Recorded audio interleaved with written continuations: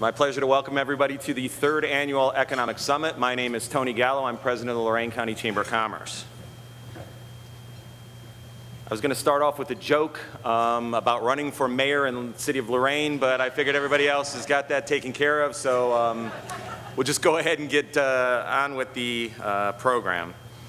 Since I have a tendency, I'm not going to see too many shocked faces when I say this, that I have a tendency I can talk a little too much and get off on a couple of tangents too easily. I'm going to tell you what you need to do if you want to participate and ask a question to the panel. So there's one of these on everybody's table. You're going to have until 9 a.m. or 10 a.m. to actually pose a question for our panel. So the panel is going to be Dr. Ballinger, we've got Jacob Duritsky from Team Neo, we got Larry Sansom from Togus Products, and we have, who's my fourth one? Oh, Radhika, I'm sorry, Radhika, yes, Radhika Reddy, and it's going to be facilitated by Glenda Bumgarter from Jobs Ohio. So now's the time to ask a question. So think hard what you want to ask the panelists, and send that to the text. We're going to combine all those questions and then hopefully be able to add some additional questions to some of the ones that we already have as well too. So we're hoping to get as many questions as possible, so the only thing that I do ask is that you try to stick to something that is economic development, workforce development, community development, those types of questions, so we can actually help move the conversation forward for this. Our keynote speaker, Brian Heitkamp, has asked that if you have a question when he's speaking, to please by all means just stop and ask the question. He wants to make sure that we have a two-way conversation when we do that too. I do need to start by thanking our sponsors. You see them up there. You saw them kind of scrolling through all breakfast time. Our premier sponsor is Nordson. Cecilia Render's here again. Without her help, and there's probably a lot of people who are sitting at tables in here saying, yeah, she helps my group too, or she's great for us. So again, thank you, Cecilia, for all that you do for Lorain County. Also, thank you to Kevin Nelson from Northwest Bank. Kevin sits on the chamber board, and he is consistently finding ways to help the chamber and help us kind of get the word out wherever and whenever we can for our program of work. Our gold sponsors, Nick Costaras from First Energy. Nick is out of town, but I know Dan DeVille is here. Thank you, Dan. Cindy Andrews, president of the Community Foundation of Lorain County. John Cromling from Ross Environmental Services, Dr. Marcia Ballinger, and Tracy Green. Tracy's been instrumental with helping me get this year's Economic Summit kind of laid out with the way that we're doing it this year with the panelists. So thank you, Tracy. Tom Brown from the Lorain Port Authority. Bill Kaler from Kohler. I never know how to pronounce your last name, Bill. Is it Kaler or Kohler? First, Kaler. Okay. Bill Kaler from Team Neo, and Paul Klein from Pulse Magazine. And last but not least, Chris Mead from Maloney and Novotny. Chris opened up his house for everybody who was involved with this event for a VIP reception yesterday. And again, Chris has been instrumental in helping the chamber actually start this economic summit from the very beginning. Chris is involved with a lot of them that take place in Cleveland, so he's been instrumental in helping me make sure that we do the right thing here. So. It's been a pretty busy week in the chamber world here in Lorain County. For those of you who are not aware of it, we have been celebrating the state of Ohio's In-Demand Jobs Week.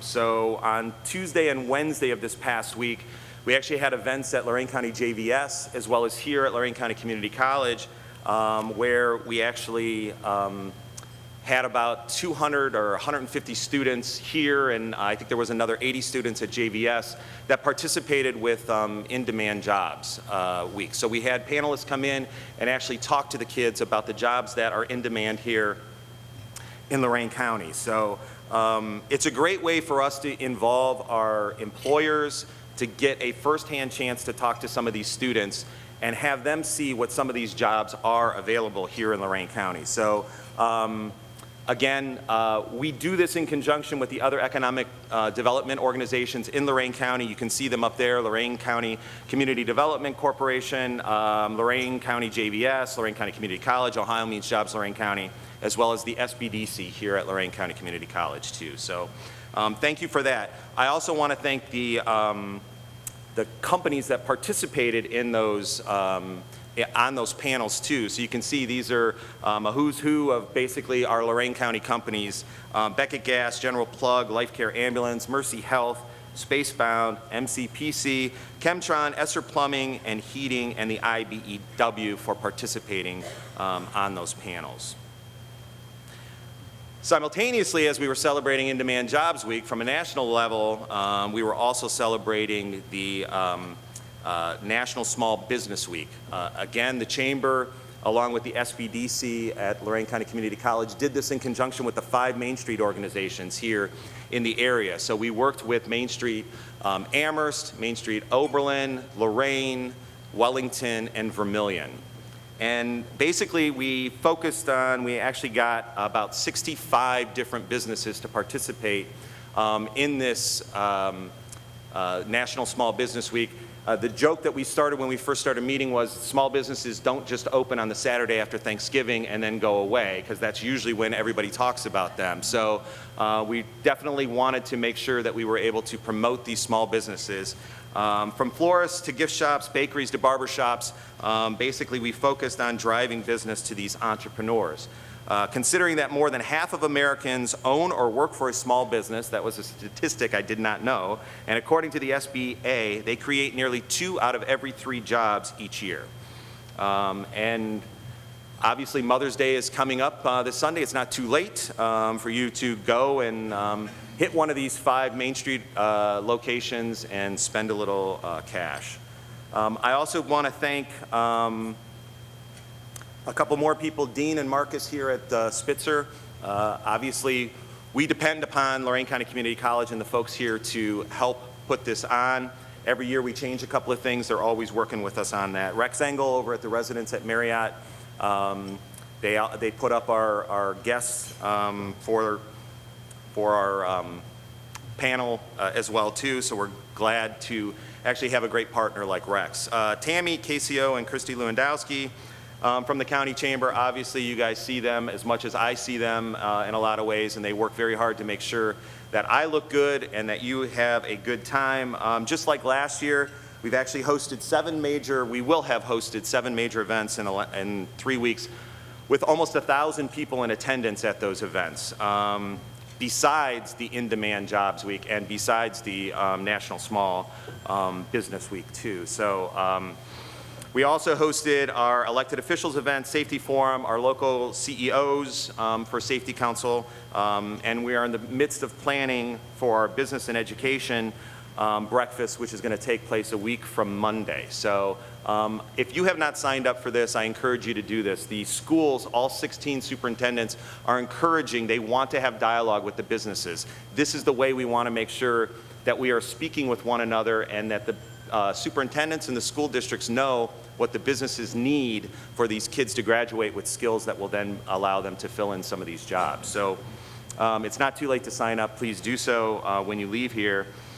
And I would be remiss to say all of this is happening as Christy is planning her wedding Memorial Day weekend. So she's probably going to shoot me for this, but we are very excited for Christy as she is going to get married here. So before I introduce Brian, I do want to tell a quick story about how we wound up in Dayton and Dayton wound up here in Lorain County. But last year, myself and Kevin Knight, who's my board chair, wound up in Columbus for an educational attainment summit that actually brought together mayors, colleges, superintendents, and chambers from around the state. While we were there, we heard from Dayton Mayor Nan Whaley. We also heard from the president of Sinclair Community College, and we happened to have lunch with the president of the Dayton Chamber of Commerce. We heard a lot of good things that were happening in Dayton. And then as I was sort of figuring out which way we were going to go for the Economic Summit this year, I was Googling something and up popped this organization called CityWide Dayton. So I read a lot about what they were doing in Dayton, and I reached out to Brian. We actually went down there in December to meet with Brian and his folks over at CityWide Dayton. Philip Amos, who's my vice chair, and Kevin and I drove down there. And again, we saw a lot of similarities between what's happening in Dayton and what's going on here in Lorain County. Some good, some bad. That's okay. I think as long as we're able to acknowledge what's going on and what we can do to keep moving ourselves forward, that's a really, really good thing. Then we had them up in February so they could get a real quick taste of what Lorain County was and what we were doing here as well too. So, and again, I don't want to steal any of his thunder, so I don't know what he's actually going to be talking about a whole lot, so I'm going to leave it right there. I will give you Brian's a bio though. So he's president of CityWide. He's responsible for all aspects of the organization's mission and strategy, including economic development financing, real estate development, and the creation and implementation of comprehensive community development strategies and programs. Brian has extensive knowledge and experience with project structuring and management and financial analysis. Brian started at CityWide in 2002 and was promoted to president in August of 2017. Not too long after I actually spoke to him was he president. So Brian was the chief operating officer and vice president of economic development for the organization prior to being president as well too. He leads Dayton Region New Market Fund. The corporation carries the community development entity CDE and Community Development Financial Institution CDFI designation through the federal treasury. These designations allow the organization to apply for new market tax credits and other federal financial awards. Through Brian's leadership, over $155 million in new market tax credits have been invested in the Dayton region. Additionally, he leads an internal team at CityWide charged with capital formation and business development aimed at bringing new financial resources to the region. He's a graduate of University of Dayton with a degree in finance. He's also an active community volunteer and currently a board member for the Dayton chapter of the National Association of Industrial and Office Properties, Downtown Dayton Partnership, and serves on multiple committees and advisory groups. And I know the Dayton Chamber just moved into their building, so they're going to have a better coordination of things with the Dayton Chamber as well too. So with that, please help me welcome Brian Heitkamp.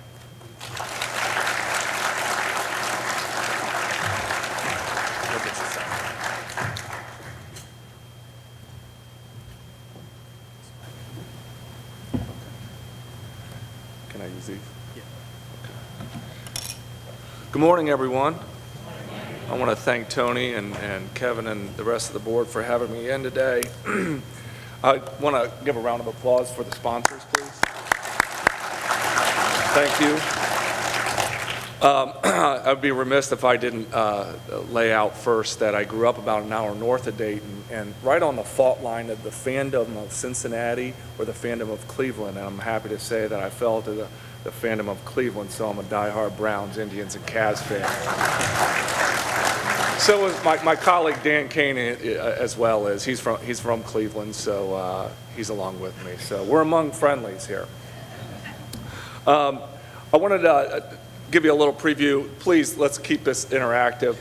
Interrupt me, ask questions. The goal here is just to give you a little flavor of what we've done in Dayton. There are a lot of similarities we've seen with Lorain County and what we've done in Dayton. And I'm looking forward to the panel and learning from you all as well. So please interrupt me at any time and I'll stop through my presentation. A quick overview though of who CityWide is. We were formed back in '72, so we've been around for 47 years. We focus primarily on these three things. However, we used to have a fourth, which was housing. We used to do 300 to 500 housing loans a year. There was another entity in town. We went through a strategic plan and we were duplicative, so we decided to jettison that off to them, which was the right thing to do. So we focus on these three things, which makes us a little bit unusual. If you go to other cities, the three big C's in this state, they have certain organizations that do that or this or the other thing, but we kind of do all three. So on the economic development front, Tony mentioned we do a lot of lending, a lot of small business lending, SBA lending, micro lending. We have programs for first floor activity, which is, if there's any bankers in the room, we know that's tough to lend to. And so we have specialized funds for first floor activity, restaurants and retail type of activities. But really the shot in the arm is when we became a CDE and CDFI, which Tony mentioned, those designations through the federal treasury. And with those awards through the new market tax credits, we've closed today about $250 million worth of projects. But really, the big number here is it's delivered $42.5 million in net equity to our community. And there's not many programs that can deliver that big a bang for the buck. So we're thrilled to have that product, and I will give a shout out to Radhika. Where is she? Oh, Radhika. Thanks for, Radhika got us on the CDE front back in 2010, and so her entity helped us become a CDE, so I wanted to give her a quick shout out. On the real estate side, we do all forms of real estate development. Sometimes it's we develop for third parties, sometimes we consult. We don't want to compete with the private sector. That's one thing we don't want to do. We partner with nonprofit institutions and help structure transactions. And then the third thing that we do is comprehensive community development. I'll give you some examples of that as well. And that's really soup to nuts, not only the bricks and sticks of community development, but it's all the way down to the community organizing, community policing, those type of things. For those who don't know where Dayton is, because I know there are probably a few that don't, this is where Dayton is. You can see a little bit north of Cincinnati and west of Columbus. There's a shot of our downtown. Here's just some stats of Dayton, just to give you a little context of who we are. We have roughly 141,000 residents in the city of Dayton proper. To put that in context, 50 years ago, that used to be 250,000. And so we have 55 square miles in our city, and we have an infrastructure for that many people, but we don't have that many people anymore. So it's a big challenge for us, and not only keeping up that infrastructure, but we're overbuilt. We have so much housing that we've been taking down, and a lot of blight. The MSA you can see here is about 800,000, and then it compares us, it's probably too small to see, to some other MSAs, Toledo, Akron, etc. Here's our current picture of some of our employment right now by industry. We're a big feds, eds, and meds community. We lost a lot of our private sector years ago, and so we have a lot of government jobs. Wright-Patt Air Force Base is the single largest site employer in the state. It's 28,000 employees, about 7 miles from downtown. But you can see here we have a lot of education and healthcare jobs. Manufacturing is still key for us. I think what's helped us through the downturn with manufacturing is that we were diversified in manufacturing. We weren't in just one sector. So we were able to keep a lot of that. One number I'd like to point out here, I don't know if I have a thing here, but employees under age 29, you can see we weren't doing so hot there in 2002 to 2010, but from 11 to 18 we've increased. And this is critical because we have a lot of colleges and community colleges in our town. And all these folks, kids come in from Chicago, the East Coast, and these places, and then they leave. Why do they leave? Why can't we keep them in Dayton? And that was part of the placemaking type of things we needed to do downtown. They wanted to have residential options, amenity options, not what we wanted, what they wanted.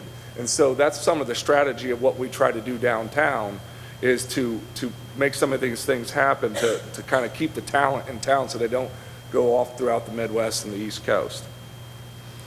A quick look back at Dayton from 1900 to 1960 really was the golden age of manufacturing. We were a powerhouse. We had a lot of GM, Delco, NCR type of companies. I like our little tagline here. We have the city of 1,000 factories over there on the greater Dayton. But those days are gone. Through the 70s to the 2000s, obviously this impacted everyone, the new world economy, and especially advanced manufacturing.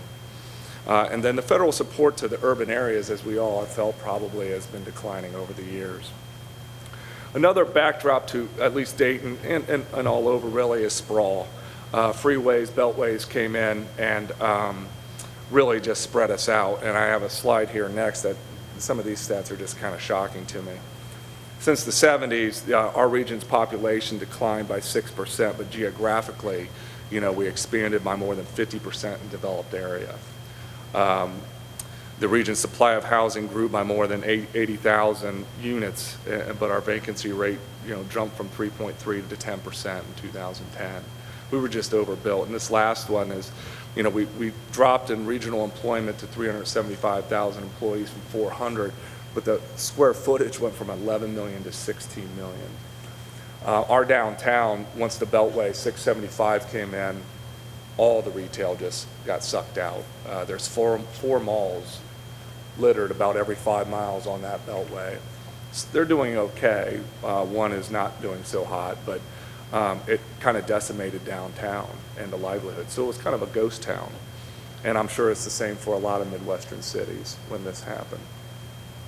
So how can Dayton compete to retain and attract residents, jobs and investment with fewer citizens, higher vacancy rates in housing, commercial spaces, and a contracting tax base? Because our past is not as important as our future. We have to look ahead and kind of move on. Not that we're turning away from manufacturing or some of those older industries, but we can't get caught up into what was. And I think we talked about this last night a little bit, is I'm not a lifelong Daytonian, but a lot of lifelong Daytonians are the negative Nellies, and they remember what was, and they were the naysayers of where to go into the future.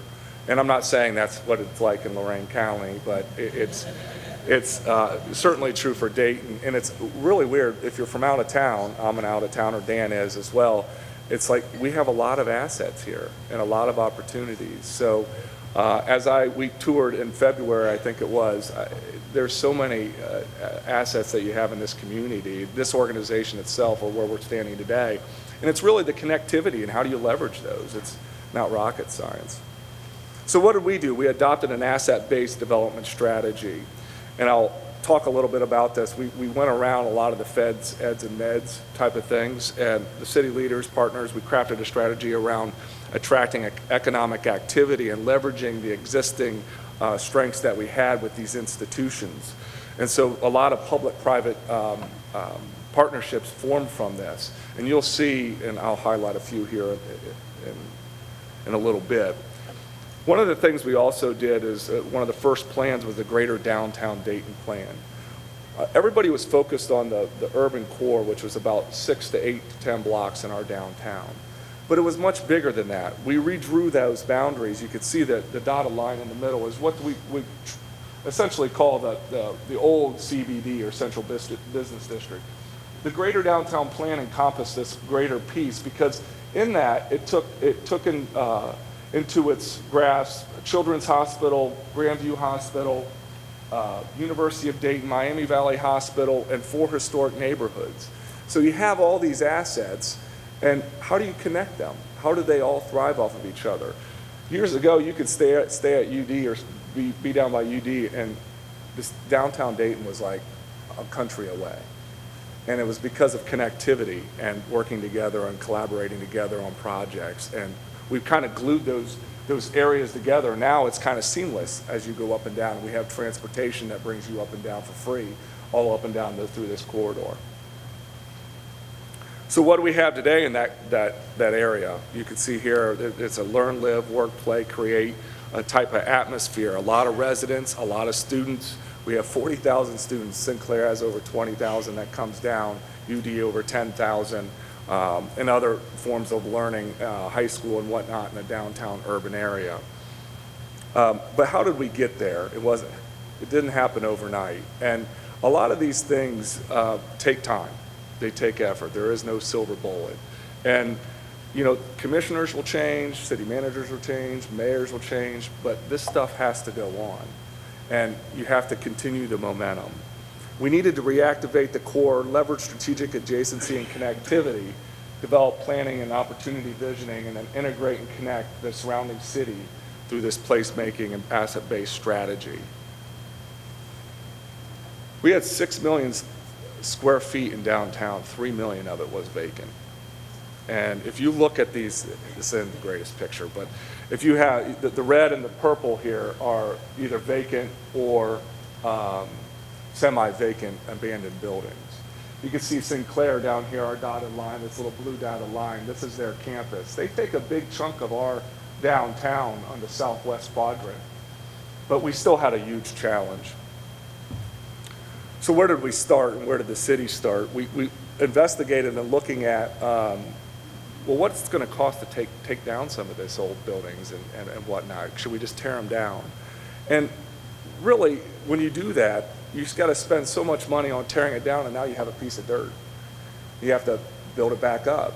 Well, whenever you tear a historic building down, you're essentially, throwing tax credit equity down into the landfill with it. And so we thought twice about what was torn down and not torn down, because you could spend $25 million and now have just vacant land. Or you could save that money and help augment some of the tax credit projects to revitalize some of these structures. But we started in Webster Station, and this is an old industrial portion of downtown up on the river.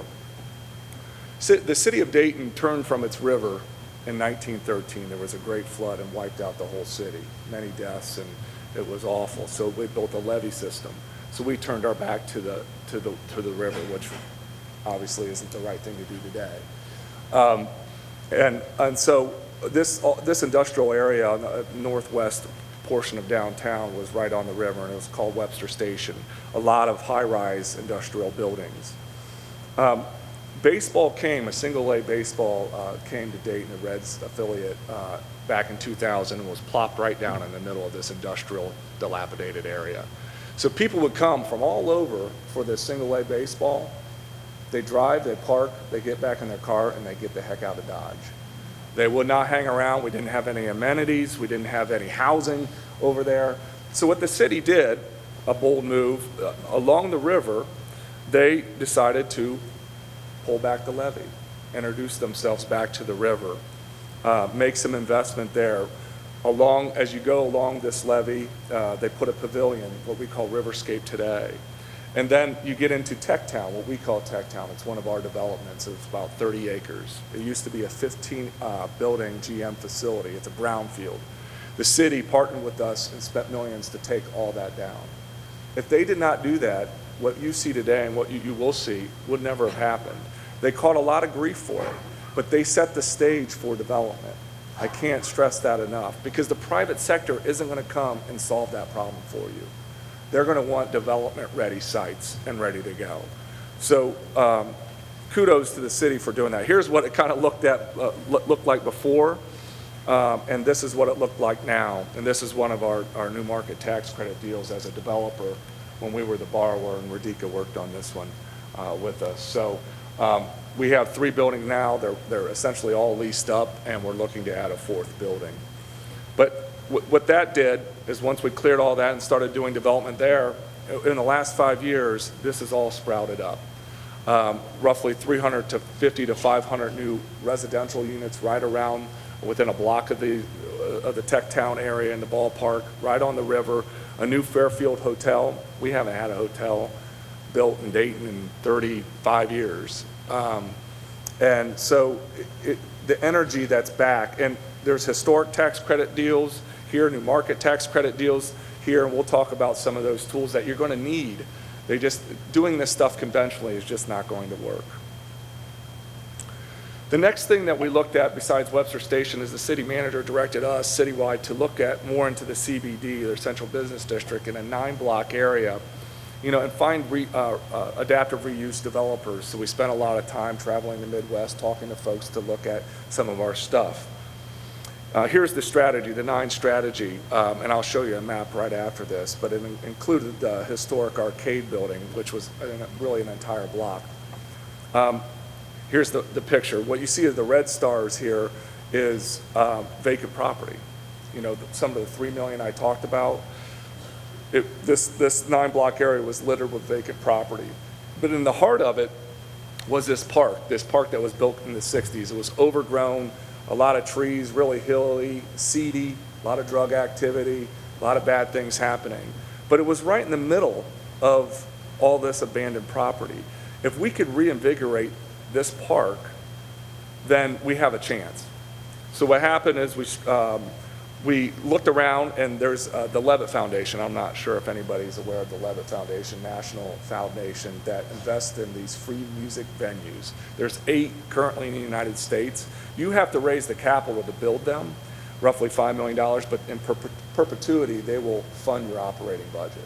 Free for everyone, all different varieties of music.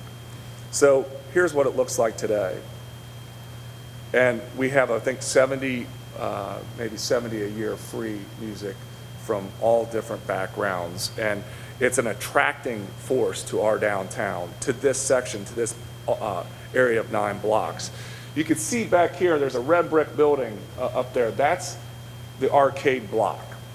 So the next thing that we did, and we just closed about 3 weeks ago, after 2.5 years of working on this thing, and probably losing a couple of years off my life, we finally got it to a close. I will say it's probably one of the most complicated deals, probably in Ohio, if not the country. We've used every tax credit known to man, about 36 million of new markets, 15 of historic, LIHTC, PACE funding. We'll talk about some of these tools, property assessed clean energy funding, state funding, state capital funding, county, city, you name it, we had it in it. We had loan pool money in it, and we had about 60 or 70 people on our closing calls, so if that gives you a sense of the brain damage that went into it.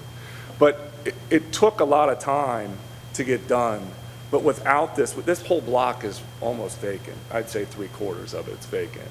And what are you gonna do? You're gonna tear it down? It's gonna cost you $15 to $19 million, or you've tried to find a way to coalesce the team to get it done, and that's what we did. Another key thing here is, as I talked about the greater downtown plan, the University of Dayton, they're taking things off campus now. They're moving their entrepreneur program, their karate center, down to this spot and combining with the region's entrepreneur center to create an innovation hub. So this is something about some of our key institutions. They could very easily keep that on campus. They decided, hey, the right thing to do is let's get that down. Let's get our students to downtown and interacting in the urban environment. So kudos to them, because without that tenant, this project doesn't go forward. Without the tax credits, any of them, this thing doesn't go forward. So a lot of stars had to align to pull this one off, but it was critical. Brian, Yeah. your offices are right across the street. Yeah, right across. Yeah, we kind of overlook this. Yeah. So, but yeah, we know, we talked to a lot of developers. The buildings surrounding this, we already know there's developers looking at that, and they were just waiting. They're waiting for the arcade to close before options are exercised and they start grabbing up the property. It's just confidence. And so as I look at Lorain, the city of Lorain, I'm sorry, and Radika's project up the hotel, you need projects like that to kick off an area, to spur development and be a catalytic agent. And we need more things to grow onto that. That can't be it. You know, you have to grow onto those things. So, and what you have up there in the city with the lake and the river, I mean, you have some nice bones for a redevelopment in that whole Broadway block.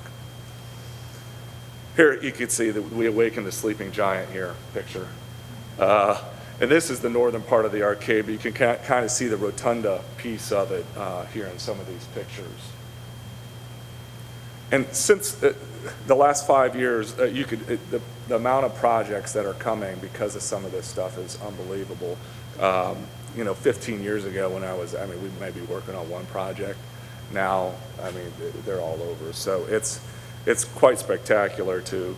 But now the challenge is connecting, parking, all these other issues that you have to deal with, which we'll do. Connectivity, this is what I was mentioning. Besides, there's a river plan too, because like I said, we turned our back to the river, and now we're planning on how we connect the whole region by the riverway.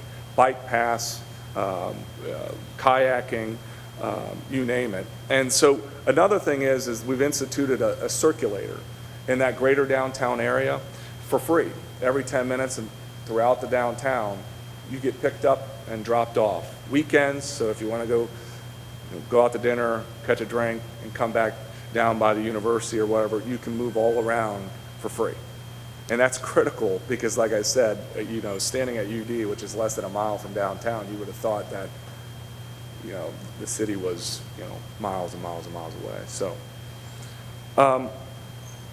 development financing, none of this happens without some of these tools, and some of these. I will say Dayton was a little slow to get around to this compared to the 3 Cs, Cleveland, Columbus, and Cincinnati, especially on the historic tax credit front. But since then, we've used these products in every project almost that we've done here recently. Historic tax credits, new markets, TIFs, the CRAs, LIHTCs, PACE funding. I mean, we've been pretty, and I know we've talked to your port here, and there's some interest in some of that PACE funding. We've closed on several projects, and we had $16 million of PACE funding in the arcade deal. So I think it's could be a valuable tool for some of your redevelopment efforts. Another one of these tools is opportunity zones.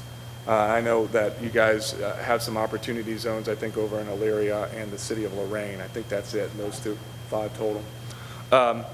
And here's some, for those that don't know about the opportunity zones, here's a little overview. Basically, it's, allows a taxpayer to invest the proceeds from a sale or a cap gain, and he can defer his taxes and put this into qualifying projects, whether it be a real estate or a business.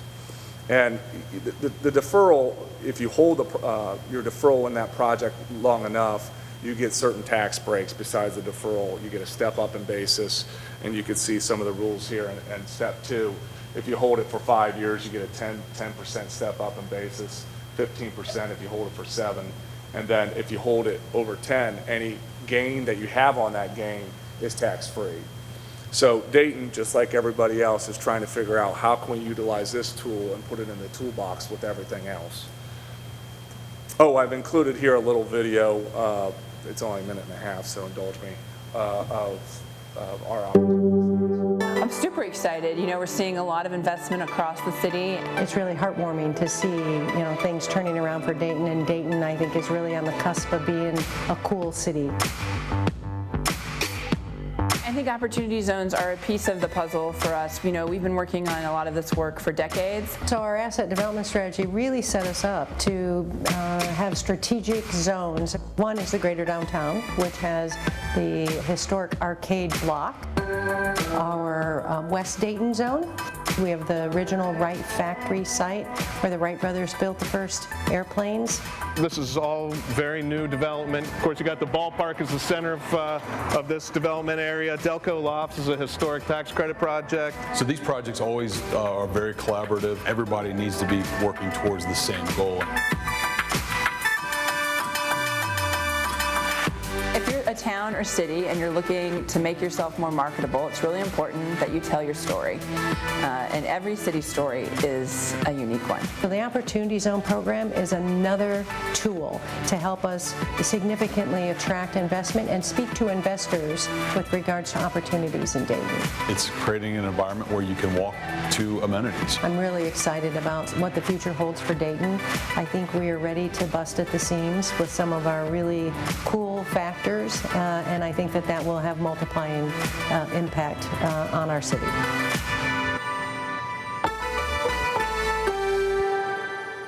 Sorry for how loud that was. But with the city, with the partners, with help from us, we created almost, I would say, I don't know, Dan, a 50-page packet highlighting each of our zones. We have 17 zones. We submitted 20. We got 17. But we're strategically trying to place those zones for investment. So is there any questions before I start jumping into neighborhood development type of activity? Yeah.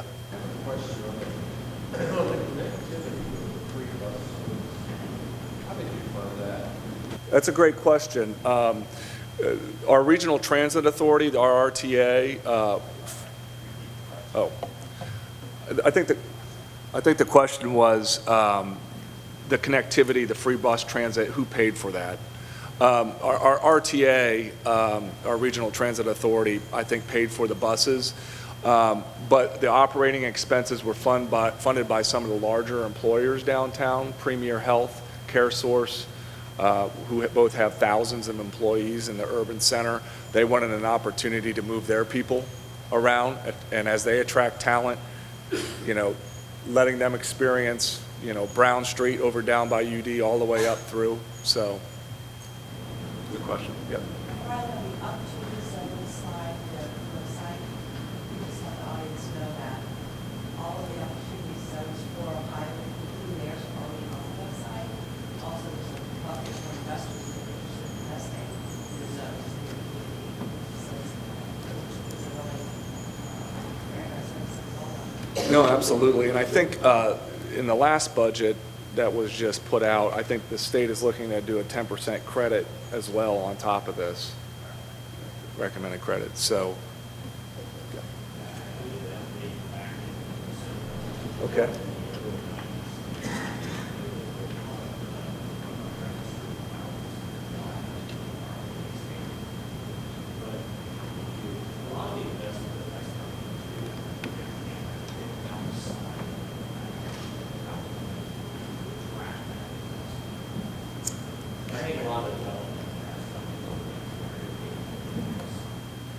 Yeah, from a private developer standpoint, yeah. No, that's a good question. We spent a lot of time, our folks on the road, educating folks about our community. Not necessarily just us. I mean, the city, it's a very collaborative effort. So in our downtown, there is a SID too, the Downtown Dayton Partnership, a special improvement district. So every week, Dan sits down, the whole team sits down and collaborates on every project that's going on throughout the core, throughout the downtown Dayton plan. And so communication with developers, to structuring, to financing, that group of multiple entities sits around the same table. Yeah, no, so Dan, we have the City of Dayton, we have the Downtown Dayton Partnership, sometimes the DDC or the Dayton Development Coalition or Jobs Ohio in our region would be there. Who else do we have there? Private sector. Private sector, yeah.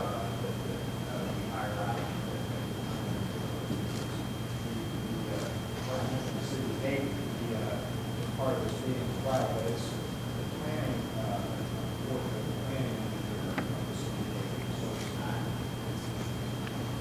We have the economic development on occasion. Sorry. We have the economic development people on occasion, but the planning engineers are at this meeting consistently all the time, which really helps when you are trying to talk about where the next project's going to be, especially for someone like me who I've been at CityWide for about 16 months now, and they all know, they name these buildings off by name. You know, we're going to do this at the Brown Building or the White Building, and I'm like, well, where is that? I mean, I know where 3rd and Main is, but I didn't know it was called the Brown Building historically. But having that education at the table really promotes a lot of good discussion. And I'll comment one other thing based on your earlier question, that we meet every 2 weeks, and I would say at least one of those meetings a month, we will have a developer from outside the area come in and speak to our group that has shown interest in wanting to come in. So just based on what Brian was talking about, how we've gone out on the road and traveled to other areas, make these connections, and then they want to come, and we invite them in, and they talk to this group. Yeah, and I think what's important, especially on the financing side, is you don't want somebody, oh, you got to go talk to, and then you got to go talk to, and then you got to go talk to whoever. We're all there. And one unusual thing maybe is the Port Authority's in our office. So really, besides Jobs Ohio, any other funding is probably the Port or us are going to be able to look at, besides, you know, the city or the county or state type of funding. So. Slight follow-up on that. Slight follow-up is we're talking about what you have now.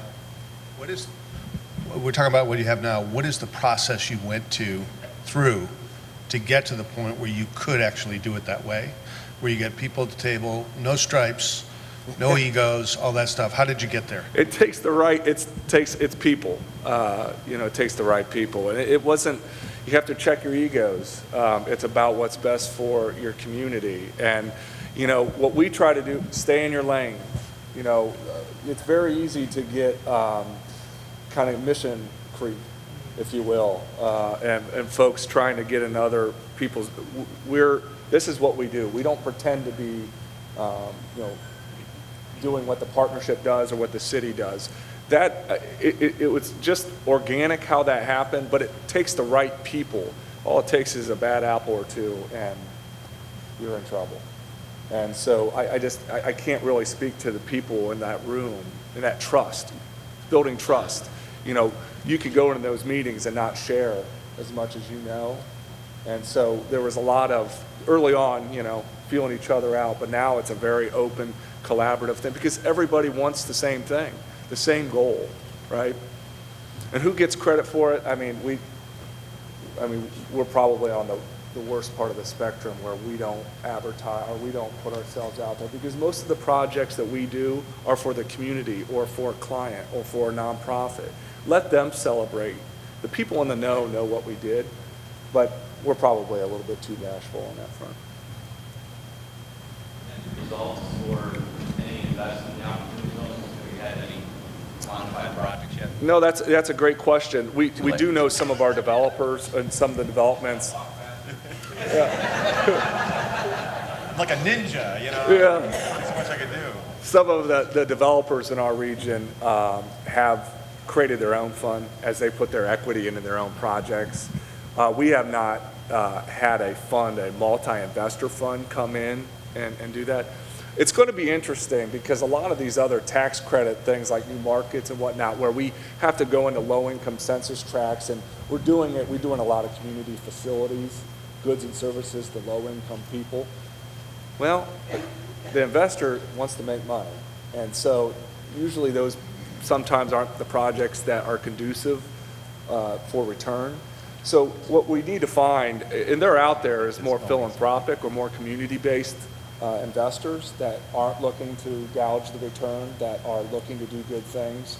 And so Dan's been on the road a decent amount, along with our mayor, who's very active, on this front. But today it's been there have been investments, but they've been by the developer himself. Brian, that process you talked about, gaining trust, we call that moving from collaboration to collaboration.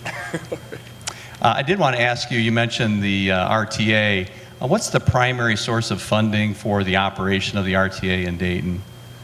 Boy, that's a good one. I'm sorry, I don't know. I'm pretty sure it's a dedicated sales tax, if I'm not mistaken. That could be. There is part of the funding. Yeah. Okay. I'm Thanks. sorry. Okay, just checking. Yeah.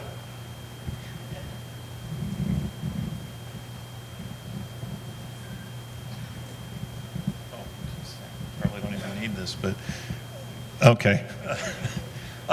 In your toolkit, Brian, do you guys utilize conservation easements at all? Has that been? They have few and far between. I can't spit off any at the top of my head here, but I know that we have. But it's not been prevalent.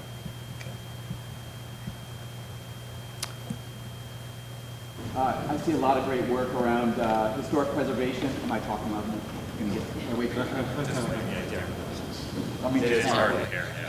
And now I'm going to do my favorite number.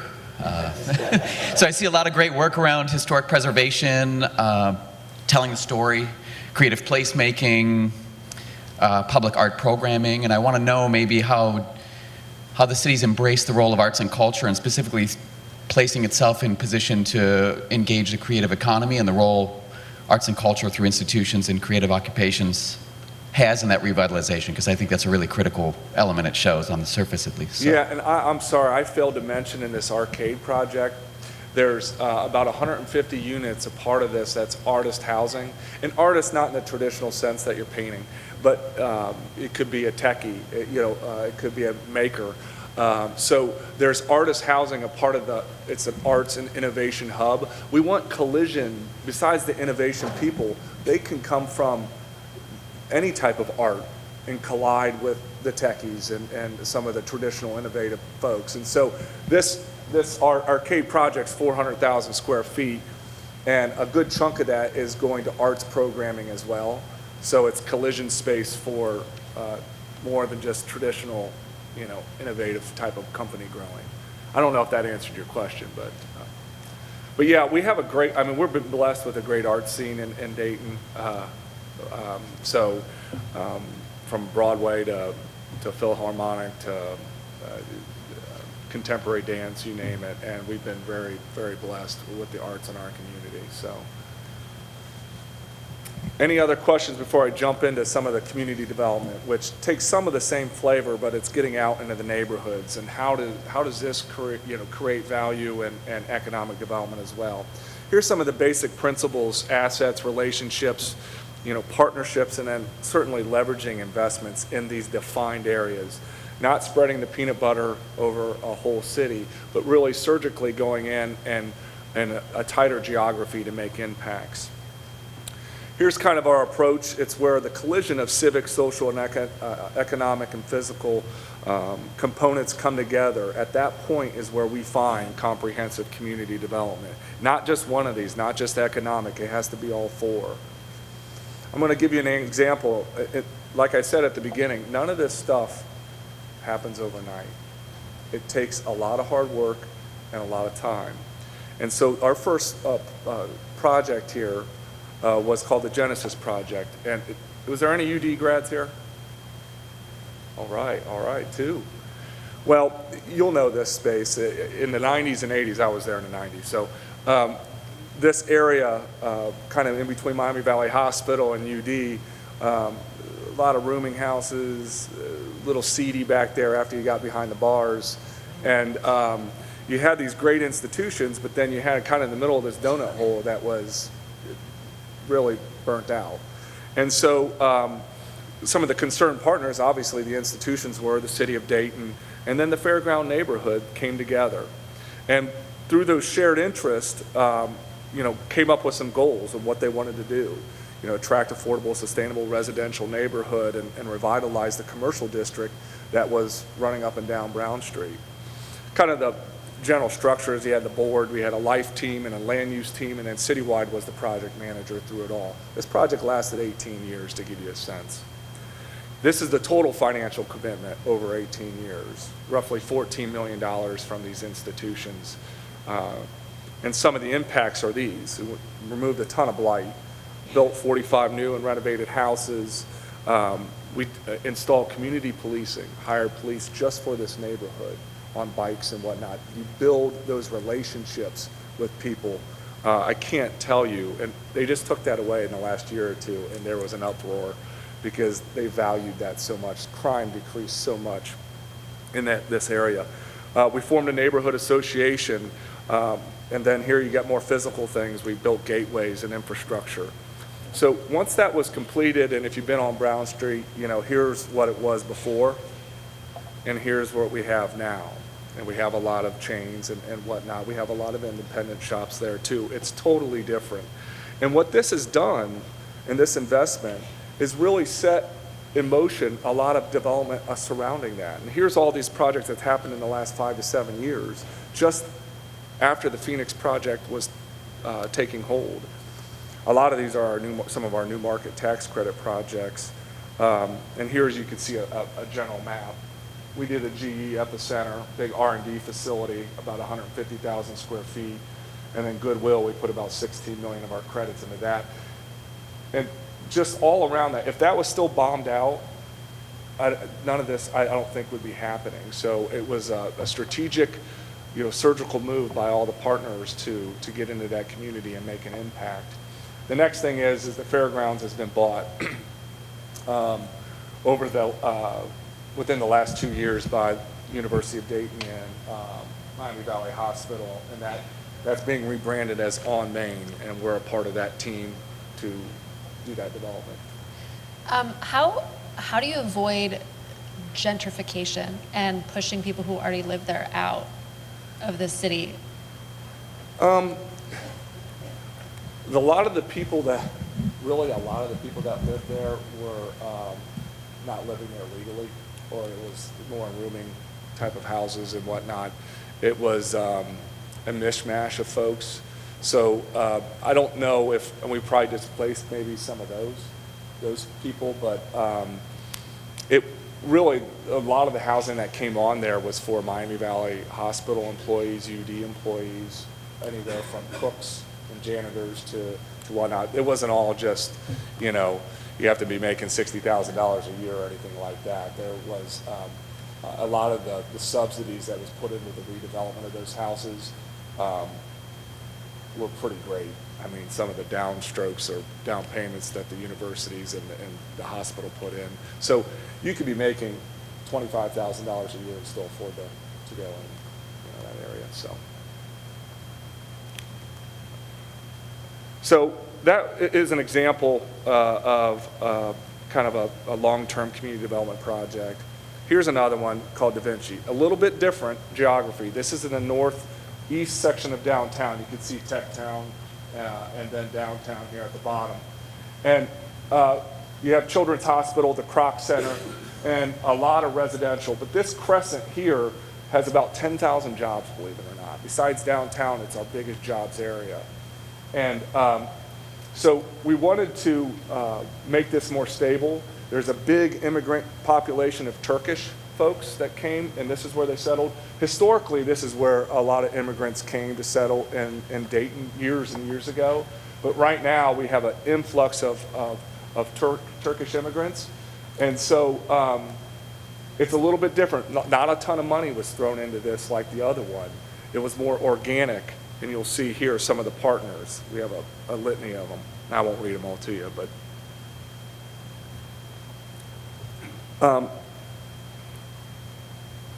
so the community decided the projects that took place, and it wasn't all, well, we're going to build a bunch of buildings or anything like that. It was some simple things, transportation strategy, because it's a pretty wicked nest of streets and turns, and over there is where people are going, wayfinding, place making, home repair, children's gardens. I know these things don't seem that big, but collectively, when you put them together, they make an impact. They make a better place for other investments.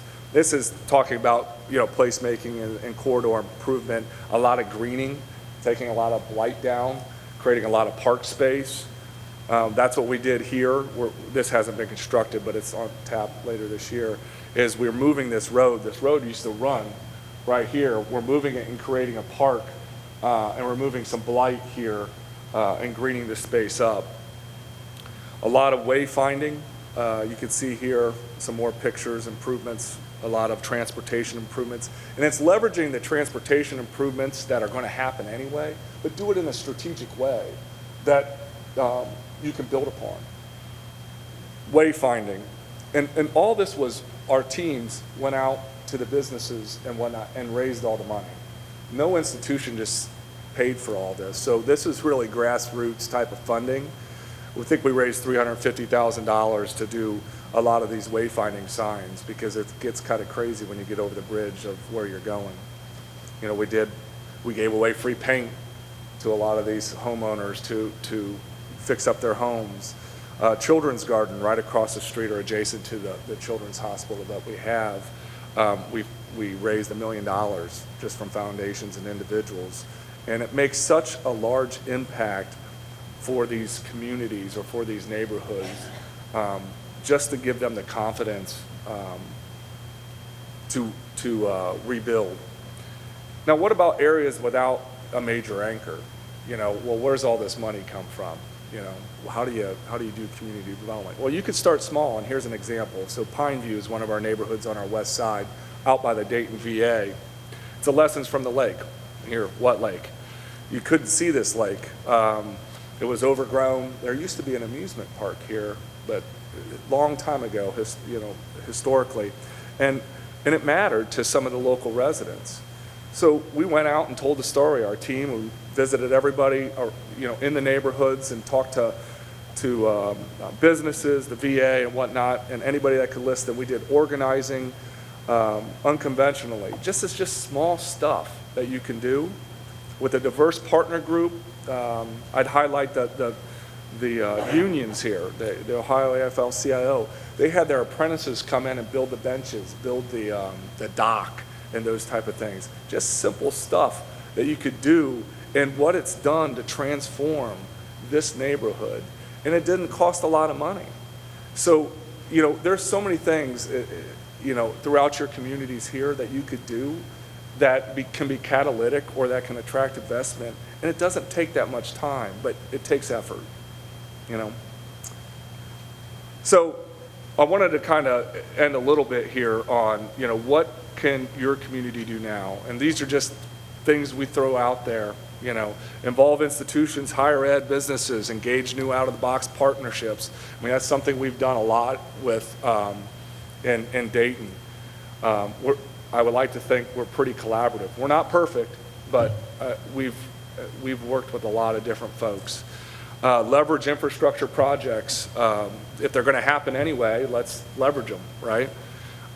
Treat placemaking as economic development, delineate geographies for development, focus on connectivity of corridors. And I think that's where, we're fairly dense here, and you have a lot of assets like this, like Oberlin, like the water. That connectivity, how do you connect those things? It's a little bit different than what we deal with in Dayton. Incorporate plans for your waterways, just like, the strategy there in the city of Lorain and along the waterfront there. That's beautiful. We turned our back for so long, like I said, to the water. It was really stupid. And we're trying to capitalize on that now. And then, vision. We did, seeing is believing, and pictures are very important. And we did a lot of shredding, a lot of renderings, not only for internally, but for developers, like we talked about meeting with developers. We did a lot of research. I mean, we would do a lot of pre-development work as the team, as this group that gets together. So when a developer comes in, they don't have to, they have some things to think about already. We have some of those assets or some of that information ready for them. And then embrace legacy. I mean, because some of the decisions we're making now are going to be around for the next generation, maybe not for us. Yeah. It's funny, we were going to take some pictures of it and put it on here just to show you kind of, we call it we used to be the war room. I think we call it the studio now. So, but it's a very collaborative space, and people come down from all the different agencies, and we have boards, we have maps, we have, you name it, we have it down there, and it's really good. I mean, we could get better, but collaboration, you have to be very intentional. You got to check your egos. And I know you have a lot of good talent and agencies here, so it's just, and I know you work together, but we're striving to be better at it too. So I have a question that's not loaded, but the role of the mayor, what do you see has played, what role has the mayor played in all of this, and what type of leadership has been required in order for this work to happen? That's a great question. So we have a city manager form of government, and so our mayor has a vote just like the rest of the commissioners. But that mayor makes that job what it is. Our previous mayor, to that, not to take any shots at that mayor, it was just not as active. Nan, our Mayor Whaley, is crazy. I mean, she works 2 jobs, and so she's such an advocate. I don't care what your political affiliation is, whether you're Republican or Democrat or Independent. It doesn't matter. She has energy, and that's what you need in that position. So not just regionally, but nationally. And she's tied into the League of Mayors and all the other things. She's just very active. I know she had a very good relationship with the mayor that may be leaving here. So they can make or break. We've had both sides, but she's definitely been sent a lot of positives our way in DC and across the country in this relationship. So you make it what it is in our town with our form of government. Any other questions?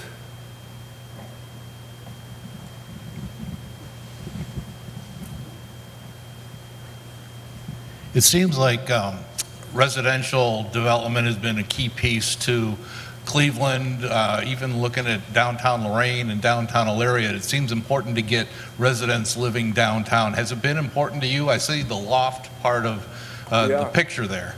No, I'm happy you asked that question. Our downtown renaissance really started with housing. People say, you need more jobs. We need people. And we always had a high occupancy rate, 97, 98% occupancy, but our rates were really low. And so we had a lot of young talent that we want to keep in town, right? Well, they come down and rent, but anytime they wanted to buy, where did they have to go? They had to go to suburbia. So one of the first ownership type of condos that came in filled that gap. We had condos that are about $125,000 in that ballpark.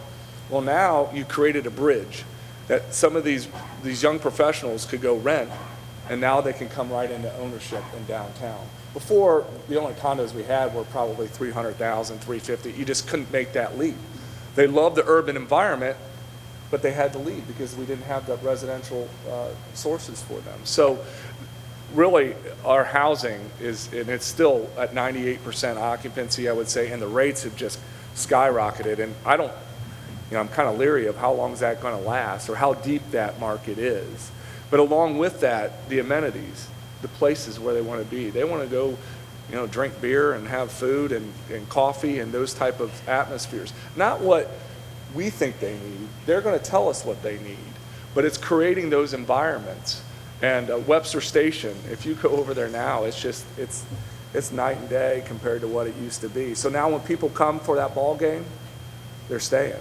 And they may even stay the night in the hotel across the street. So that is a whole game changer, was the residential coming. It's really led the way for us. We still have a ways to go. I mean, we probably have 1.5 million to 2 million square feet of vacancy yet.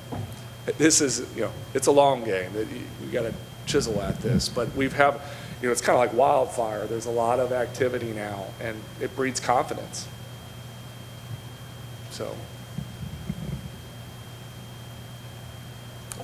Way in the back. Good luck, Tony. Of course.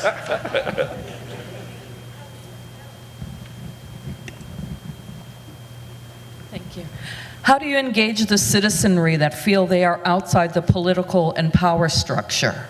No, that's great. That's a great question. Our community, we have several folks on our community development groups. We do a lot of sessions with community sessions on a lot of our community development projects. So we go knocking on doors. It's very grassroots and organic. Like I said in that Da Vinci project and some of the things that came up, that was all from the residents. That wasn't from an institution saying, this is what we got to do. This was from the residents. It was very organic. And we had to go raise that money, and that was part of our job. But we listened to those residents, and they said, wayfinding and some of the transportation issues that they had. They loved, the park type of atmospheres, and we had to go deliver on that. But you don't know that until you're out there talking to them. You got to get on the street. I don't know if that answers your question, but. The beginning.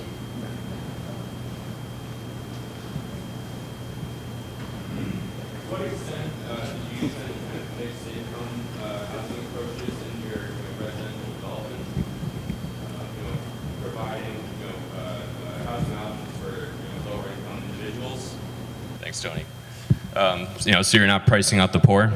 No, that's a great question.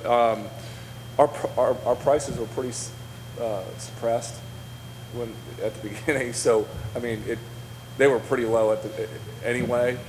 We don't have a ton of, and this is something, we have a little bit of light tech or low income housing in downtown. In one of my previous maps, I think I had some of those.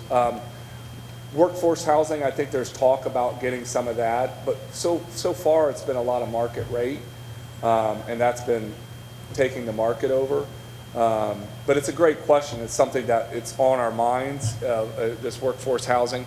The on Main, I talked about the fairgrounds a little bit. a part of the Genesis project where UD and Miami Valley bought that old fairgrounds. They're talking about workforce housing for their employees. They have probably 1,000 to 2,000 employees between each institution that make under $25,000 or $30,000 a year. So where's their housing choices? And so incorporating workforce housing for them at that location, which is right across the street. It's a good question, though. Thank you.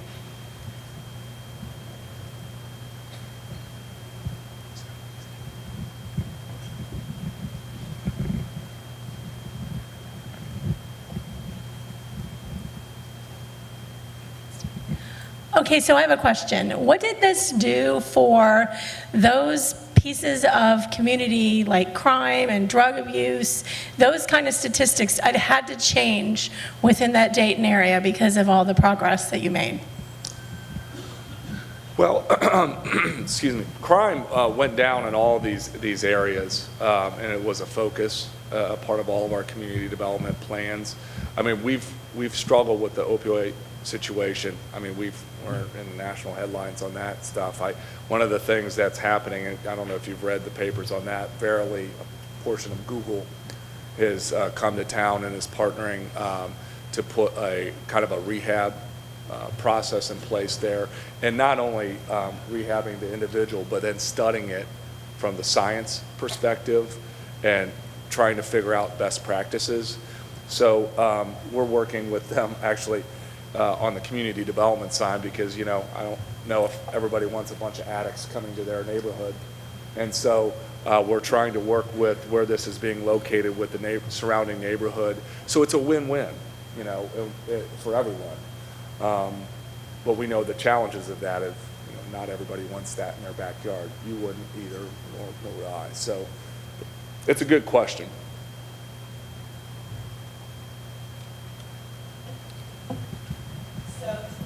Right here. Sorry, to piggyback on her question then, Dayton has been known for its transient population as well. Were they displaced, do you feel, or do you think that through these subsidized programs and preventative measures, et cetera, have they elevated out of those situations? I think that's a work in progress. I don't think they've elevated out. I think it's still a community concern. And it goes back to the collaboration of what we do. There are a lot of agencies that collaborate on that are trying to figure out, the right way to do it. There's not a silver bullet, not one agency that can just do it. And so it's a great question. It's a big concern. We don't get engaged in that as much, and so I'm not going to be able to give you much more than that. Well, I'm hanging around, so if you have any questions, afterwards or during the panel, let me know.